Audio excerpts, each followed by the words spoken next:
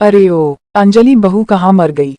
अंदर से आवाज आई। जिंदा हूँ माँ जी। तो फिर मेरी चाय अभी तक क्यों नहीं आई? कब से पूजा करके बैठी हूँ। ला रही हूँ माँ जी। अंजलि चाय के साथ साथ भजिया भी ले आई। तब सास ने कहा, तेल का खिलाकर मारोगी क्या? ठीक है माँ जी, ले जाती हूँ। रहने दे, अब बना दिया है तो खा लेती हूँ। सास ने भजिया उठाए और कहा, कितनी गंदी भजिया बनाई है तुमने। माँ जी मुझे कपड़े धोने हैं, मैं जाती हूँ। अंजलि दरवाजे के पास छिपकर खड़ी हो गई। सास भजिया पर टूट पड़ी और पूरी भजिया खत्म कर दी। अंजलि मुस्कुराए और काम पर लग गई। दोपहर के खाने का वक्त हुआ। सास ने फिर आवाज लगाए, कुछ खाने को मिलेगा। बहू ने आवाज नहीं दी। सास फिर चिल्लाए, भूखे मारोगी क्या? अंजलि आई सामने खिचड़ी रख दी। सास गुस्से से, ये क्या है? मुझे इसे नहीं खाना, इसे ले जाओ। आपको डॉक्टर ने दिन में खिचड़ी खाने को कहा है, खाना तो पड़ेगा ही। सास मुंह बनाते हुए, हाँ तू मेरी माँ बन जा। अंजलि फिर मुस्कुराए और चली गई। आज इनके घर पूजा थी। अंजलि सुबह 4 बजे से उठ गई। पहले स्नान किया, फिर फूल लाए, माला बनाए, रसोई साफ की, पकवान और भोज बनाया। सुबह के 10 बज गए। अब सास भी उठ चुकी थी। अंजलि अब पंडित जी के साथ भगवान के वस्त्र तैयार कर रही थी। पूजा शुरू हुई। सास चिल्लाती, अंजलि ये नहीं है, वो नहीं है। अंजलि दौड़ी दौड़ी आती और सब करती। अब दोपहर के 3 बज गए थे। आरती की तैयारी चल रही थी। पंडित जी ने सबको आरती के लिए बुलाया और सबके हाथों में थाली दी। जैसे ही अंजलि ने थाली पकड़ी, थाली हाथों से गिर पड़ी।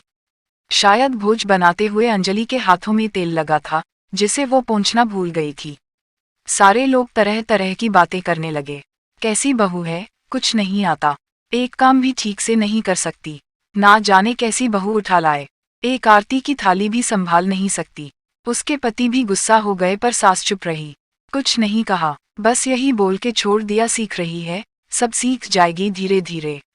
अब सबको खाना परोसा जाने लगा। उसकी सास और कुछ आस पड़ोस के लोग खाने पर बैठे। अंजलि ने खाना परोसना शुरू किया। अंजलि दौड़ दौड़ कर कभी खाना देती तो कभी पानी। जैसे ही पहला निवाला सास ने खाया, तुमने नमक ठीक नहीं डाला क्या? एक काम ठीक से नहीं करती, पता नहीं मेरे बाद कैसे ये घर संभालेगी।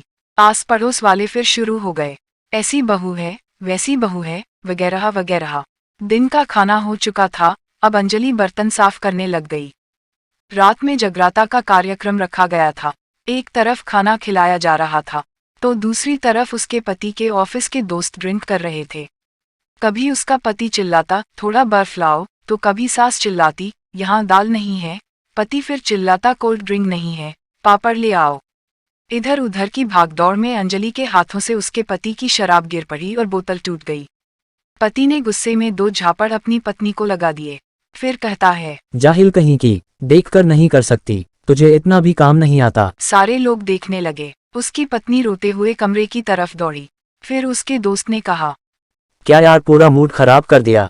यहाँ नहीं बुलाया होता, हम कहीं और पार्टी कर लेते। कैसी अनपढ़ गंवार बीवी ला रखी है तूने।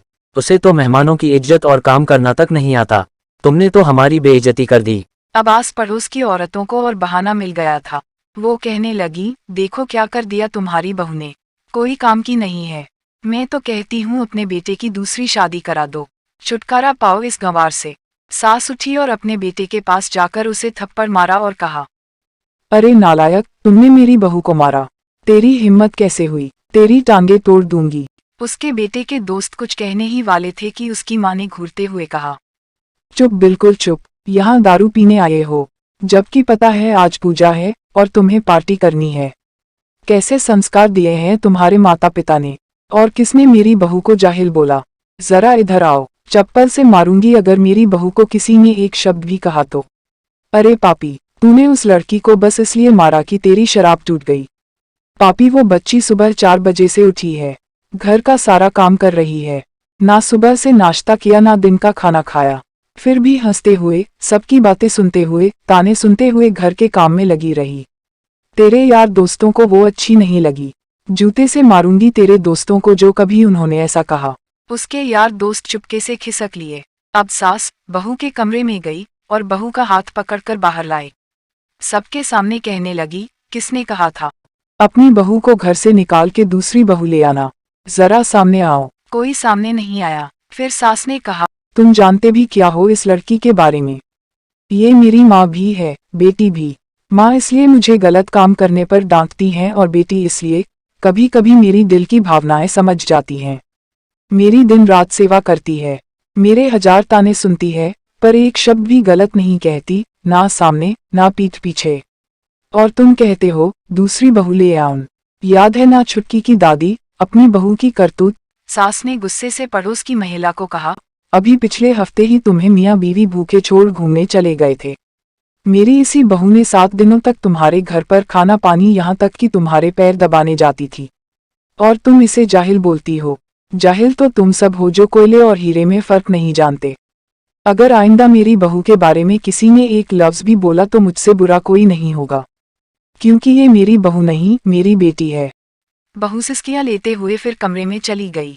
सास ने एक प्लेट उठाई और भोजन परोसा, बहू के कमरे में खुद लेकर गई। सास को भोजन लाते देखा तो बहू ने कहा, अरे माँ जी आप क्या कर रही हो, मैं खुद ले लेती। सास ने प्यार से ताना मारते हुए कहा, डर मत, इसमें जहर नहीं है, मार नहीं डालूंगी तुझे।